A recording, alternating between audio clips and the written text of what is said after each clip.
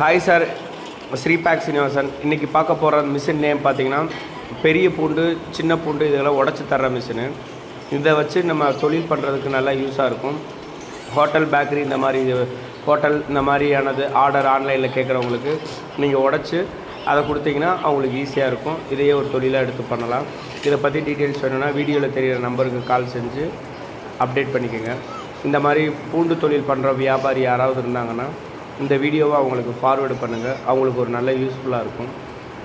தொழில் பண்ணணும்னு ஆரம்பிக்கிறவங்களும் இந்த மாதிரி மிஷினரிலாம் பார்த்து பர்ச்சேஸ் பண்ணிக்கோங்க. ஓகே, நன்றி, தேங்க்யூ. உங்கள் ஸ்ரீபேக் சீனிவாசன்.